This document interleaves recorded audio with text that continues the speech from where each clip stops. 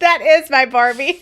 You kind of are weird. I was going to save that You're for very later. direct. I'm totally very weird funny. You're yeah. Sometimes there's some stuff on my face. Listen, I actually think there was a little carrot on my lip that I just... Life as a mom, entrepreneur, wife, friend, and human is a lot. Join me, Katie Jacobs. And me, Brandy Chandler, every Thursday as we have unfiltered, hilarious, and relatable conversations about the ups, the downs, and the chaos of it all. Pour a glass and pull up a seat. Because you're always welcome at our table.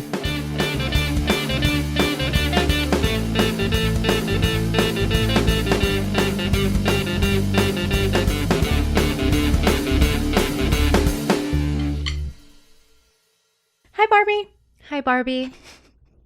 Welcome to beach. This is the beach. Beach. Close your eyes and pretend. I am beach. You want to have a beach off? I'll beat you off. I forgot about that part. I laughed so hard. It was and so my good. kids were just like, huh. You're like, it's really funny, I promise. Yes. Welcome to She Did What? She did what? She watched Barbie and She's lived to tell the Barbie. tale. She is Barbie. Wow, that's actually one of my notes. Oh. Yes. All right. So Okay, let's go. let's go. When and where did you watch it? What did you think?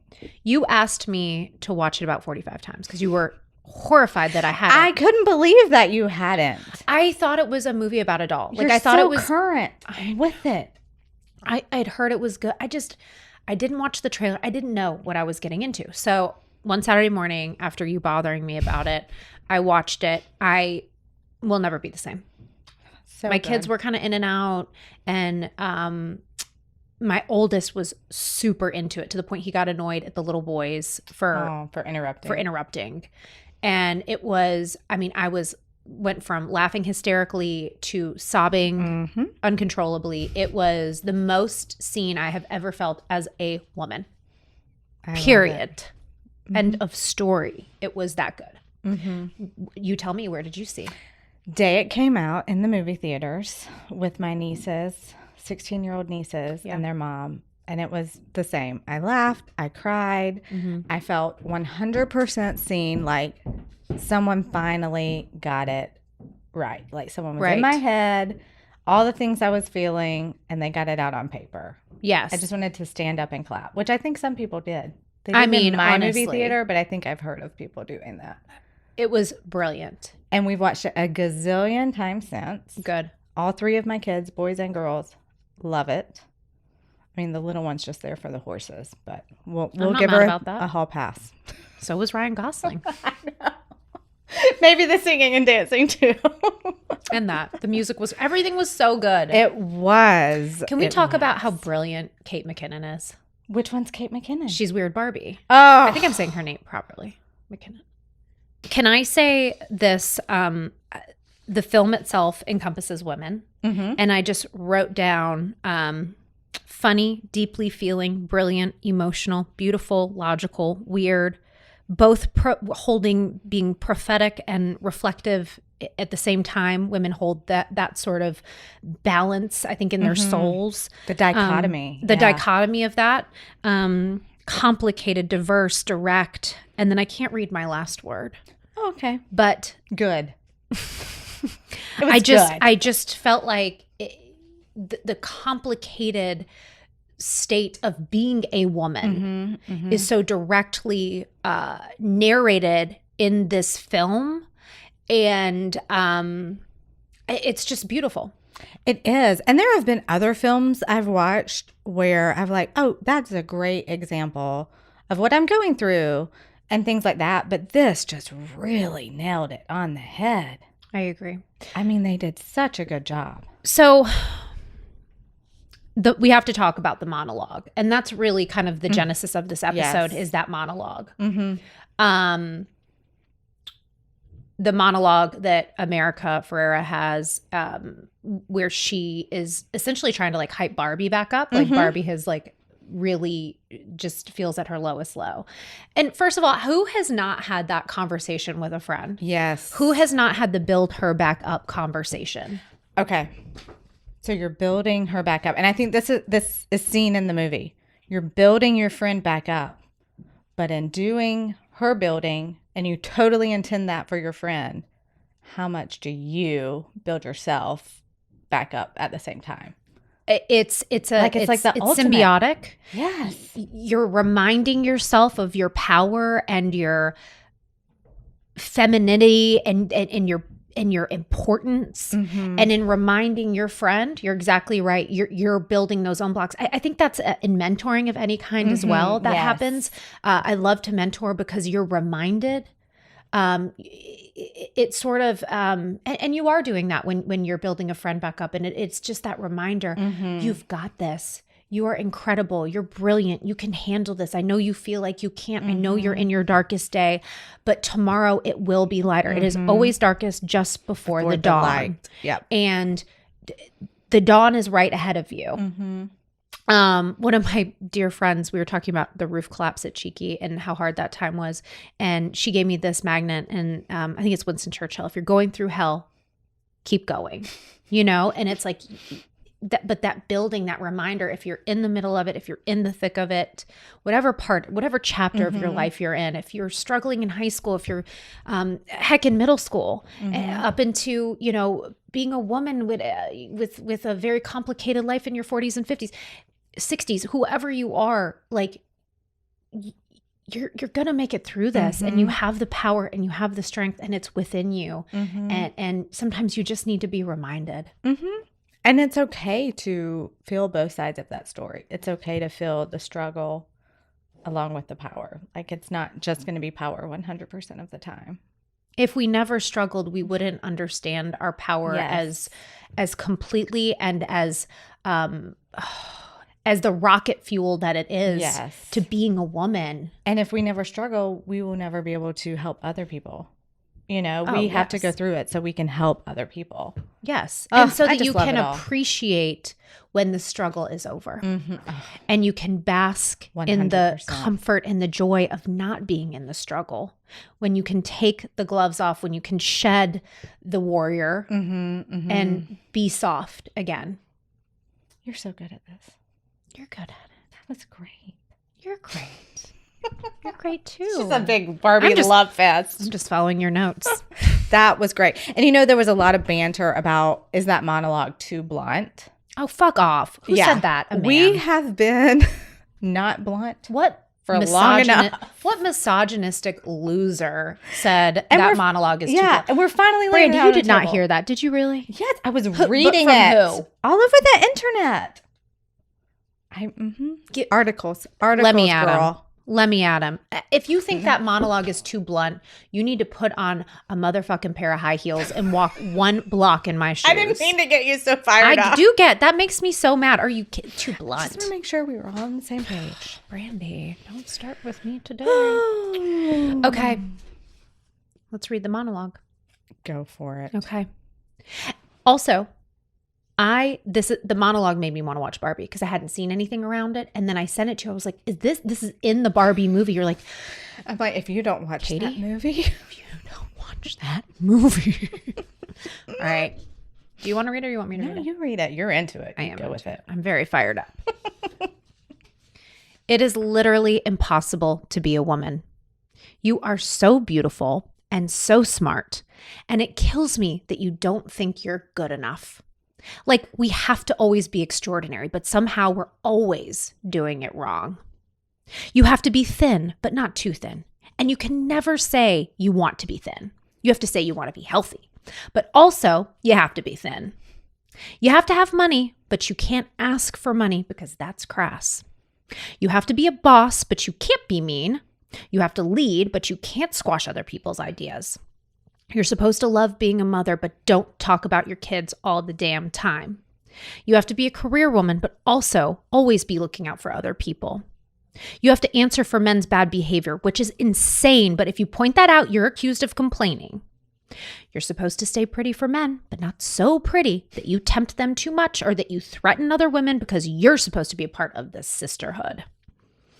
But always stand out and always be grateful, but never forget that the system is rigged.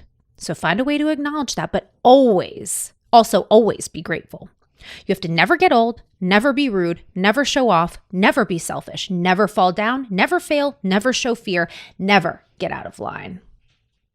It's too hard. It's too contradictory, and no one gives you a medal or says thank you. And it turns out, in fact, that not only are you doing everything wrong, but also everything is your fault. I'm just so tired of watching myself and every single other woman tie herself into knots so that people will like us. And if all of that is also true for a doll just representing women, then I don't even know. Should we applaud? Let's do snaps. That was good stuff. It's just, and if you watch America Deliver, it's just. You did a pretty good job. Chef's You're probably kiss. her understudy. I'm like her. So good. I mean, her what sister can we without say chops. to add to that? Nothing. That's it. There was nothing I would add. I mean, so I think what the most poignant part, I think, is God, the whole thing. I mean, really, like, you can't take a part out. It's so good all together. I think we always have to be extraordinary, but somehow we're always doing it wrong. Yes. I think back to when we were getting some feedback for our episode on looking back, rear view. And I think that's, I thought that struggle was mutually exclusive to being this age and at this time of our lives.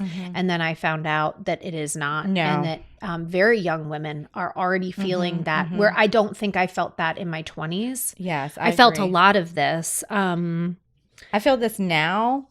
I feel like looking back, I can identify places where I felt this in my 20s, but now it's like a constant almost. I see it every day, and I don't think I quite realized. I didn't have a big enough grasp on it in my younger years. Even though I would see glimmers, I don't think I saw the whole picture quite yet. How do you think that comes together as you age? Well, now I'm just is it me? Is it my midlife crisis? Is it, something You think it's something within internal? you? Yes. And then something like this happens. And I was like, this is all of us. Yes. All the time. And it just makes me feel so good that this was so out in the open. So many millions, billions of people have seen this now. And you just feel a little more connected to other women and understood as women. The ability to put such a direct correlation on the feelings you feel, and the questioning of it all. I think one of the hardest things about being a woman is the questioning. I think I was yesterday with a couple of women, and we were all women 40 and 41, 40, 41 and 42. And we were talking about how we struggle to sleep. And it's not that like we get up to just, run to the restroom really quickly and try and get back in bed and get asleep, because the minute we're kind of awake, the brain starts going. But so much of it, I think, is questioning. Was I a good enough mom for my kids today? I did fast food instead of cooking a home cooked meal. Is that going to affect, I have 3 boys, are very wild. Is that going to affect their behavior tomorrow at school? Or did they get enough sleep? Was I a good enough leader at work today? Was I nearly a good enough wife on any given day, because I'm so exhausted by the end of it? Like all of this little questioning, and it can be very specific to the anecdotes of the day, but the constant questioning. And last year I got very tired from that because I went through a hard time, and I got really introspective, and I think you did too. Yeah. And it's exhausting being that, that internal dialogue. It wears you out, especially because you don't share it. And so it just builds inside of you, I feel like. Oh, that's so true. Yeah. And Barbie got it out for all of us. I know. I mean, it's so inspiring. I love it. When she sits on the park bench and looks around at humanity. And that woman, when she tells, "You're so beautiful," and that woman says, I know. She might be a bigger hero than Barbie. That was so good. There's another moment. I watched again and took notes. And there's a moment where she goes in that room, and Ruth, she says to Ruth, who invented Barbie and was also apparently a tax evader. Hey, you do what you gotta do.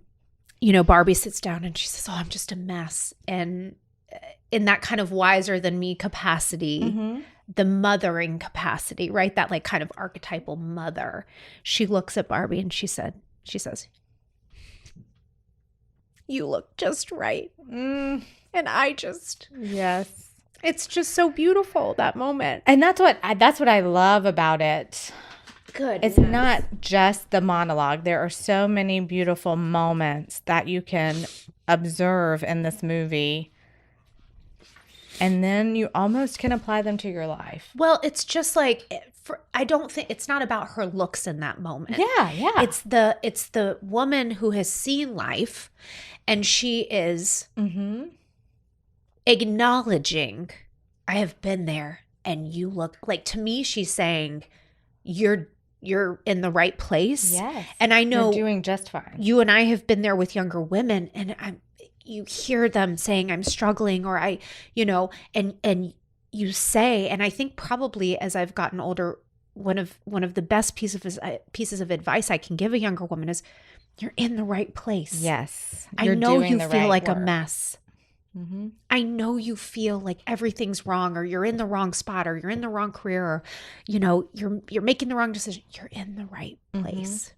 And when she looks upon her and says that, that's what it says to me. Yes. It's that, "I've been there, babe. You're good." And I love that it shows that example, and hopefully other women will pick that up and do it for other women. It's just such a great We have to showcase. survive. Yeah. We can't survive in this atmosphere without that. We need it because there is so much that will break you. Oh, that will break your spirit. Every day. That will break you down. And you have to have it. You have to have that sisterhood. Because without it, without that acknowledgement, we can't survive this. It's so in good. my opinion. Oh, I totally agree with you. Well, thanks, Brandy. You're in the right place, Katie. I'm sorry. No, I'm not sorry for sobbing. No, let it go. Always. Hey baddies, it's your bestie, Katie. I wanted to remind you really quickly, we are going to have book club May 9th. Our May 9th episode is going to be all about the book, The Whispers. Now you can head over to our Instagram at podcast She Did What, head to our link tree and snag the book there, or head to your local library, your local bookstore. This book is a twisty, turny plot about the lives of women who live on the same street in the same neighborhood and how everything goes down. It is such a good read. You're going to read it quickly. It's a lot of fun. So snag the book. A couple of quick trigger warnings. This book contains pregnancy loss, infidelity, and there is a child that's involved in an accident. So if you're sensitive to those topics, we'll grab the next book club with you. Cannot wait to hash it all out and have some fun. May 9th, don't forget. So do you think Barbie is the movie is anti-men? So you had asked me that question a while ago, and I really wanted to observe the movie through that lens, and that's part of the reason that I rewatched it last night. What I observed is that it is misogyny flipped on its head. Yes. It is everything we experience. It's such an ironic flip, and that's what makes it so funny.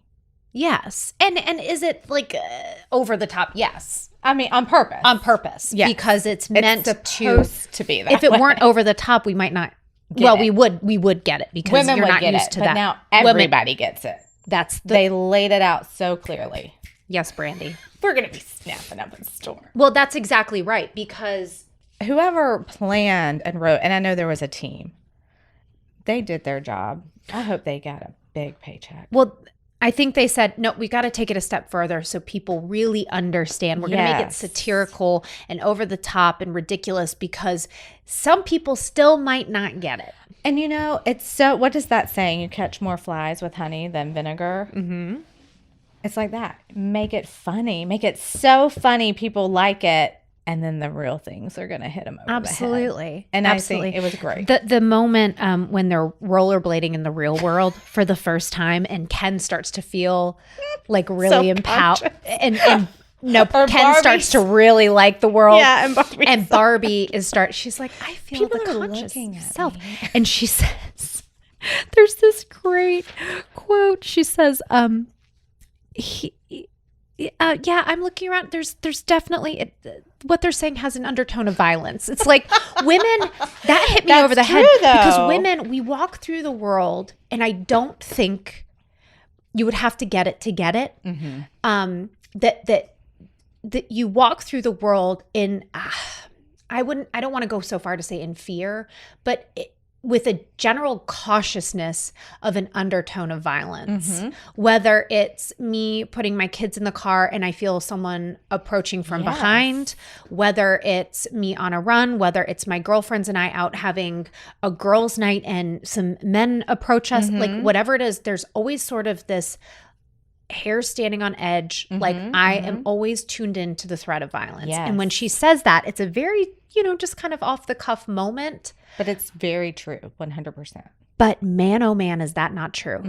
The undertone of violence. And it's, I'm not trying to say men walk. I mean, I have 3 boys. Like, no. I'm just saying you are keyed in and tuned into that. If you've ever had an experience that has made you feel uncomfortable. Yes. In any way. Yes. And that I would agree that that's not just for women. I feel like women definitely feel that more regularly, but I would say anyone who has had an experience like that is going to pick up on recognizing that kind of eye always looking out. Yeah. Yes. And I would think that's, and you're so right for calling me on that, Brandy. I don't mean to make that just about women. No, that is, you I'm didn't. sure. I was just saying, I feel like it's for a broader audience. And I think women. and let's make this sort of, we're talking about women today. Yes. There are going to be many people that identify with many of the keys that we hit here, but this and is the mostly topics. a woman But we're situation. really speaking to women right now, and that just it hit me over the head. Well, and back to the anti-men thing, you made some comments about they made it so extreme so it would be funny, and then you had some thoughts on being extreme one way or the other. I think that yes. So we might not have time for all the extremes today. Extremes are listen. Life is lived in the gray. You can speak in black and white terms, but it's not going to resonate with most people because life is lived in these in-between moments, in the gray areas. And I have found that it is very hard to get down with any extreme. Yes. Whether it's misogyny, reverse misogyny, whether it's, right now my husband's running for a very small local political seat on a commission, and we're experiencing it. And in the way I said it the other day that I think is the only real way to describe it is that when you have 2 extremes, they kind of scream at each other. And the majority of people are in between those extremes. Yes. And what happens when people are when people are screaming at each other? You don't hear anything. Well, you don't hear it, and you just want to duck down and avoid Turn it off. And tune it out. So I think what happens with these extremes is that everybody's just hunkered down waiting for the screaming to stop. Unfortunately, I think if you're in an extreme, you feel empowered to get louder because everyone else is being quiet. And it's not because they like what you're saying or like what's happening, but it's because they're tuning you out. It's a survival. Yes. And plus, when you're on an extreme, you don't leave a lot of room for learning new information. Oh, yes. Applying that information, empathizing, sympathizing, curiosity. You really block yourself out. And you close off your mind. So I would agree. It's so true. Yeah. Sometimes they're funny. But there is, and you have to think about like the yin and yang. Like there has to be some give and take and some balance and some curiosity, right? Like, and I think that's why I got so fired up when you asked about the monologue is too blunt. It's like, why can't you get something out of that? What kind of person thinks about that and says, just writes it off as being too blunt? There's not one single thing you could relate to as a human being in that monologue. But I think until just recently, a lot of people would have thought that was too blunt. Yeah. I mean, we're just now, I feel like, getting to a place where we are not criticizing a monologue like that for being too blunt. And I think it's wonderful, but I think we're just now getting there. We got to fix your mic. What? Do you not hear I'm just hearing you move it. It will not. I'm sorry. Stay in this place. All right. How about now? Yeah, it's just you're kind of going in and out. I just think it needs. I don't know what is going on. A little closer to your mouth. Okay, just put it on my. Just belly. try and speak into it a little bit. Put it on my belly. I'll hold it between my boobies. Do you want to? Would you like to talk about what you read about the movie? Yes. So I was just reading an article on someone's take of Barbie, and they interviewed someone, and she made this comment, and I wanted to give her snaps and applause because it was really, really good. And it boiled down to the greatest hope we can have is that our daughters and future generations coming up will think they will not get this movie. They will watch it and be like, I don't see what the big deal is, because so much has changed as we move forward. And if that was the goal of Barbie, I am so happy. I think that's a wonderful thing. I think it's a beautiful thing. I hope that my, God willing, I have, granddaughters someday, and then they watch and go, I don't get it. I mean, I just love that thought. That thought had never crossed my mind until I was reading this article, and I was like, yes, that's beautiful. Let's do it. And let's continue to do this work of naming the struggle. Be blunt. I had never heard, and we spoke about it in an earlier episode, I think in the B word, I had never heard anyone talk about the unseen load of being a woman for a decade. Yes. For 10 fucking years, Brandy. But for 10 years. Think about that. It's like once it pops up, it's everywhere. Well, yeah. But that's so good. Well, sometimes it's a little, okay, stop hitting me over the head, but. Well, hit me 8 million times if you're just hitting other people one at a time. I'll take a beating for the rest of them. Okay. Because it's spreading. I get it. Yeah. And I don't mean it like that. Yeah, I think sometimes it's like, I'm speaking more to social media now, which is off topic, but just like, oh, I like this, I interact with it, and then that's all you see. Yes. And that's sort of what I mean. more in a serendipitous sort of way. Yes, that way. You're right. Okay, I got you now. I'm following along. I wanted to talk about one of the connections that, let me back up first. We watched over the Christmas holiday, I think it was like a Turner Classic movie or something, a movie called Houseboat with Sophia Loren.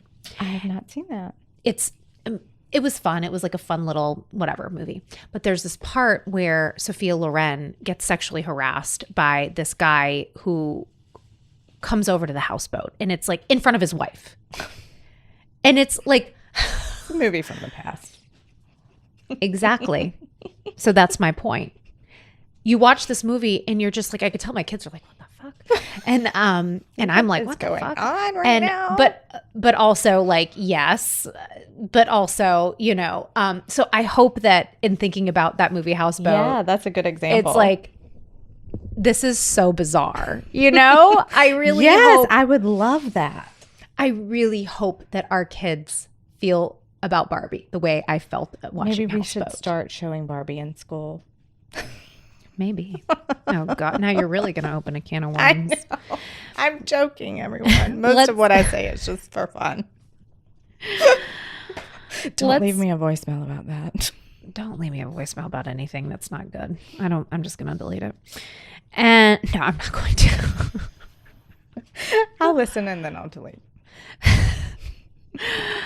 We have to talk about, and I'm curious from our listeners, you and I, our 10-year-olds, boys, really liked this movie. Yeah, glued to the movie. I was able to ask my son. I don't think you asked yours. Well, I asked him one day, and he just was not giving me anything. Well, he just kind of looked at me. It's kind of typical. He But full kenned me. he what? Kenned me. He just like gave me a ken blank stare. Oh, ken. Oh, Ken. I'm like, Kenneth. what is kenning somebody? I don't know that. I'm getting all the. No, he just gave me a Barbie doll kenned you. Ken Got it. face. Yeah. Like, I think he was saying, I'm not participating in the podcast, Mom. He's like, I know what you're after here. The day that I watched the movie, JJ was like looking for something in the pantry that was, I could see it. It was right in front of him. And he's like, babe, what? Oh, just kidding. I said, okay, Ken.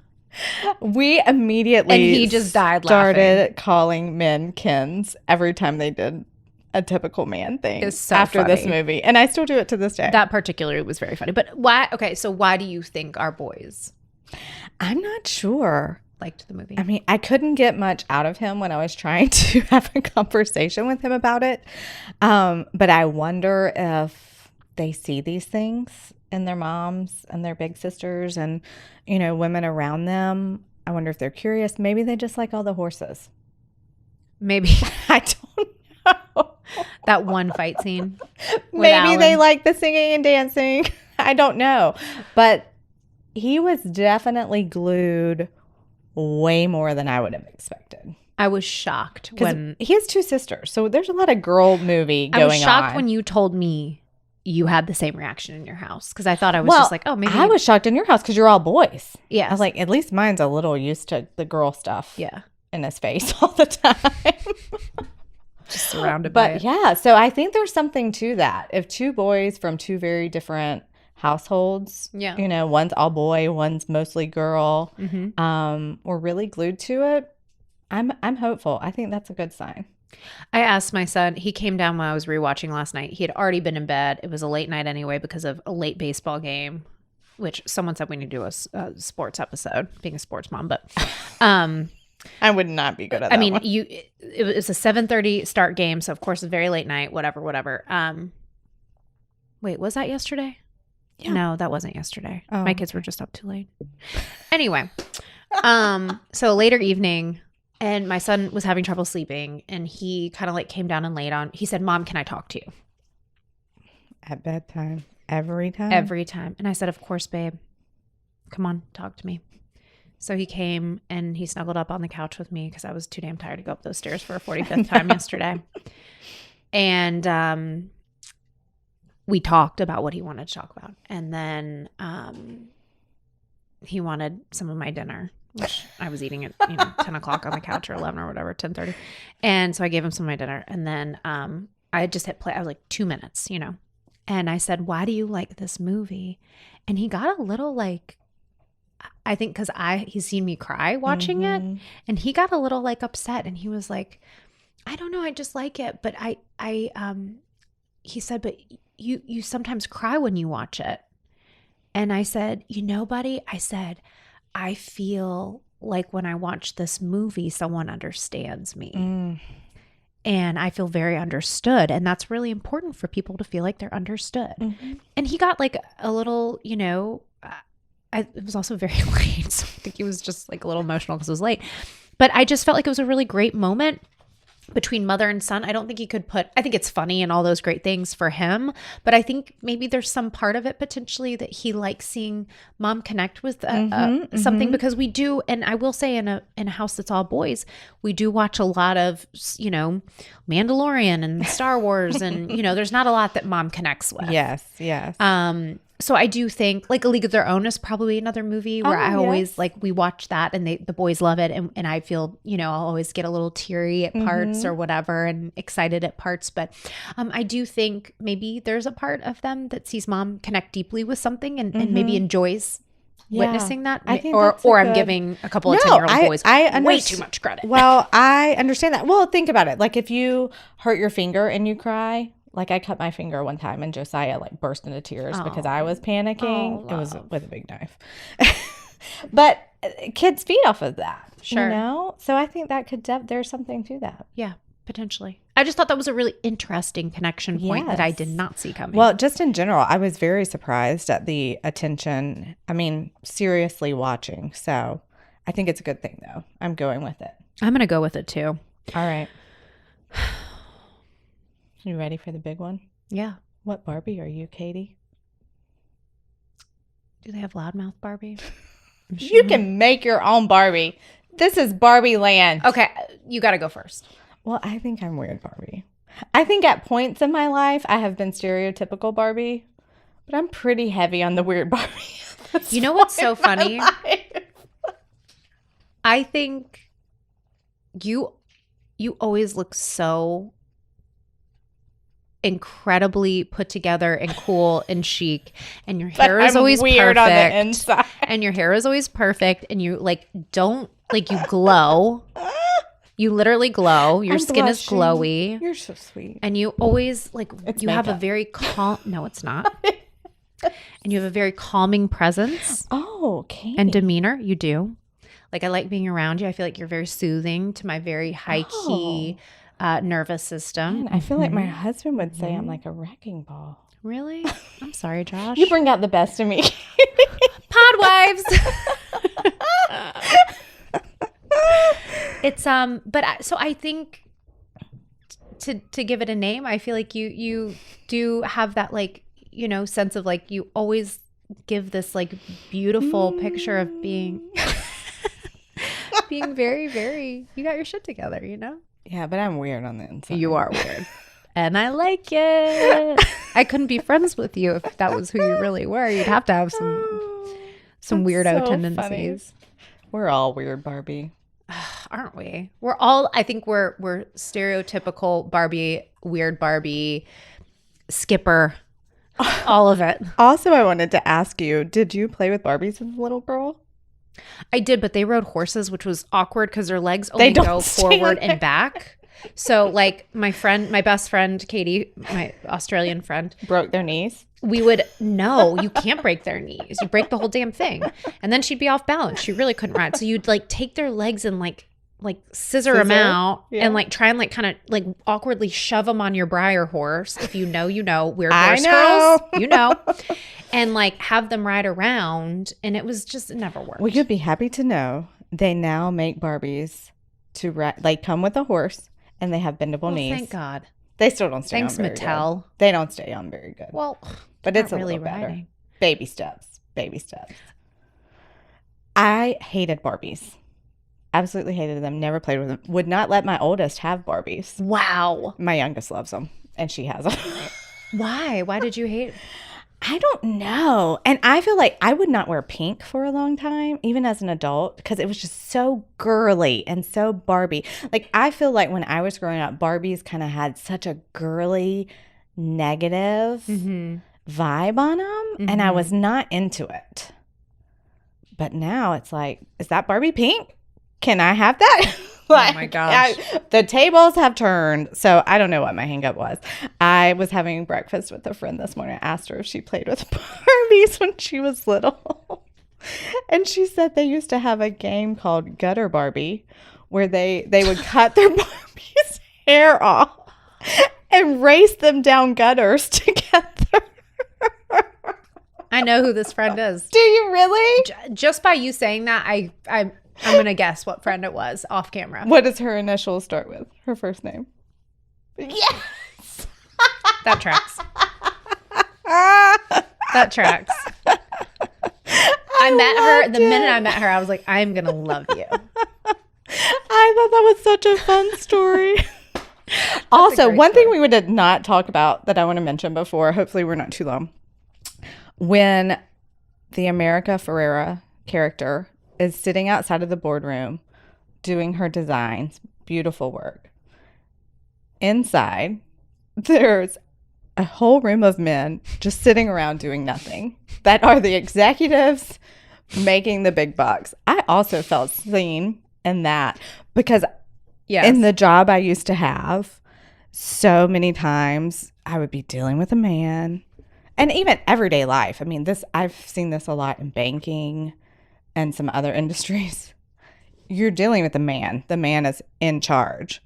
And when you need something done, he says, oh, let me go get Barbie to do this for you. So the Barbie's doing the work and the Ken is just hanging out, having a good time. I just thought that was I liked seeing that visual. Oh, yeah.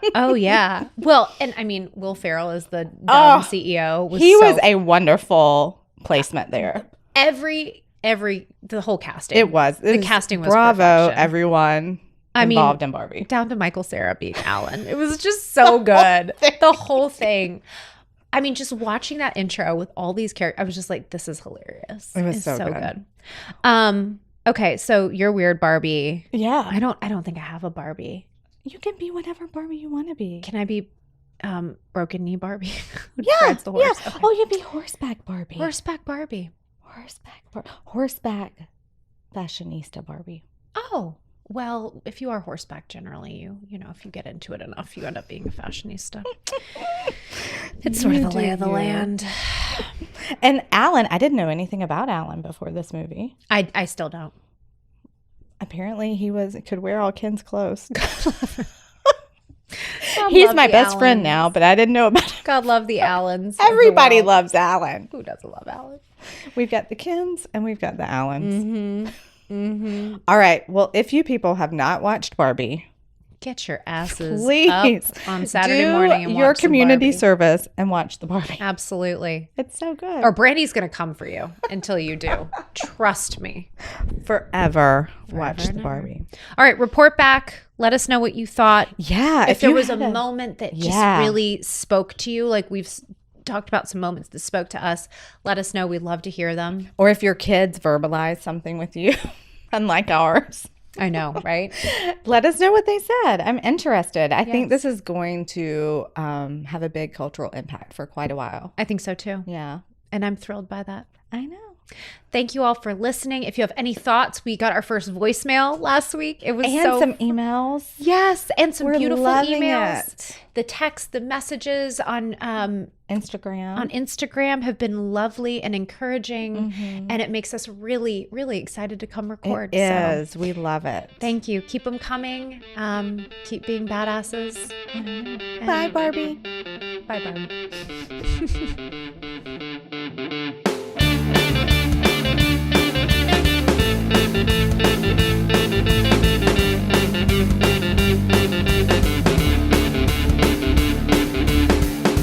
Thanks for hanging out with us today. We hope you enjoyed our conversation and can't wait to share another episode with you next Thursday. Make sure to subscribe so you never miss an episode. To keep up with the latest, make sure to follow us on Instagram at Podcast She Did What.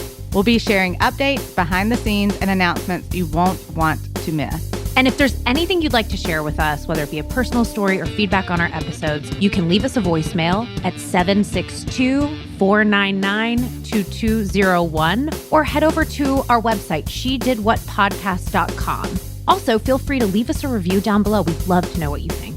She Did What is hosted by us, Brandy Chandler and Katie Jacobs, and produced by Studio D Podcast Production. Thanks for joining us today. We'll see you next Thursday. And remember, it isn't always easy, but it sure as hell can be entertaining.